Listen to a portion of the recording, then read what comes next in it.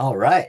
So one of the things that's really fun about running a HR tech company is we build tech for our customers, and we also use that same tech internally for everything we do.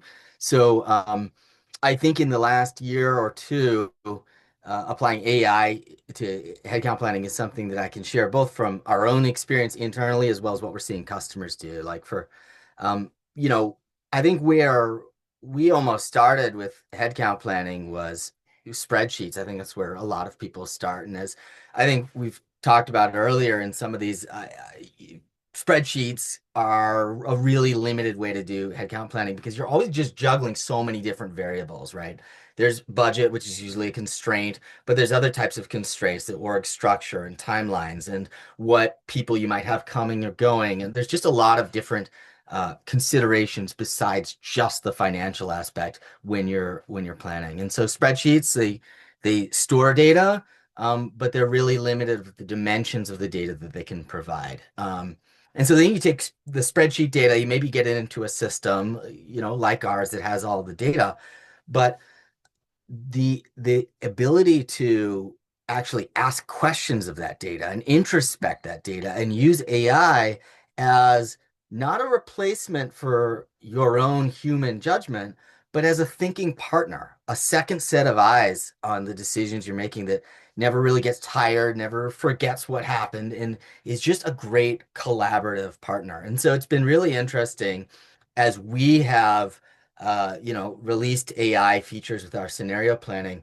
across our customer base for what we call deep chats with the AI, which is when it's not just a question answer, but people are engaging in a deep, extended conversation. Scenario planning is actually the most common use for deep conversations with the AI, with writing performance reviews being the number two. Maybe it's the time of year. But if you go to the next slide, I think there's sort of three roles when we think about uh, AI in scenario planning. The first is just like asking and answering questions about your own data. This is something maybe you could do previously by pulling up the data in some kind of interface, but just being able to ask the AI in a natural language, hey, maybe you build a scenario where you've got 6 engineers added to your platform team. Instead of going and digging around a bunch of reports for the answer, you just ask, hey, how does this affect our Eng to PM ratio this year versus last year? And the AI just goes and gets the answers for you. And so that obviously saves a ton of time and energy. It's just answers and questions in seconds that used to take hours or even days to figure out. So giving that ready access to data is the first level. But then I think once you're, working together with the AI, surfacing the like blind spots, they whenever because of scenario planning and headcount planning is such a multifaceted decision, there's always things that you just forget about.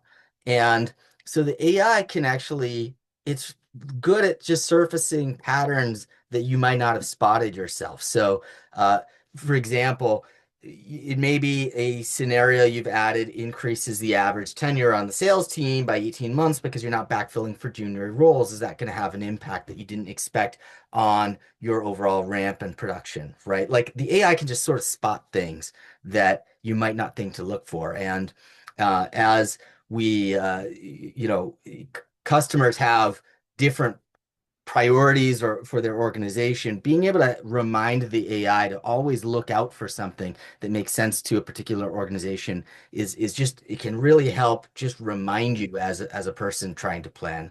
And then the deepest interaction is really that kind of pressure testing. I think because you really use the AI as a first pass reviewer that you can actually put in the role of, hey, as a CFO, give me some feedback on what we're proposing here. What are the risks? What are some questions that my investors might ask or my board members might ask about the set of proposals that I've had? And just even just asking the AI to put itself in the shoes or persona of a stakeholder, asking from the perspective of a particular employee, what might they think about this set of changes? Being able to just pressure test and partner and pair on what's being proposed. It's like a sort of sparring partner for the decision-making process. And that's where I found it, even though it's not personal level, to be really, really impactful. So we go to the next slide.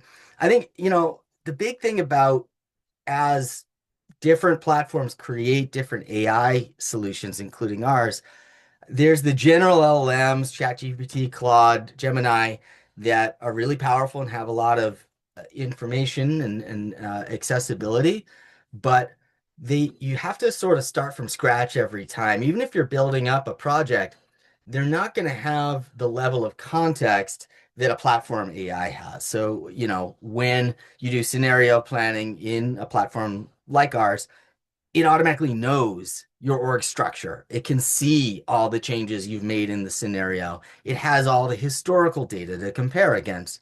And of course, the data is in a secure, protected environment and not trained on versus, if you have uh, employees that are maybe pasting data into a bunch of different LLMs that you don't necessarily have the controls on, that can be a bit of a security concern.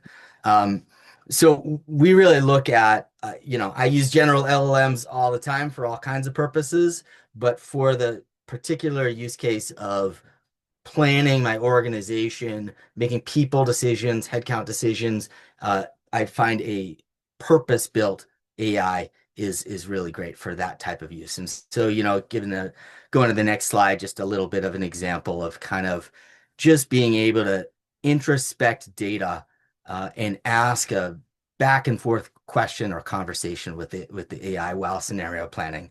Um, we're obviously, I think, we're still at the beginnings of how AIs and agents and co-pilots will interact with scenario planning, but I think it's going to be that partnership of the AI that can gut check your assumptions, flag things you might have missed, and ultimately help make better decisions. So it's been really, really exciting area to build on and to use as we plan ChartHop.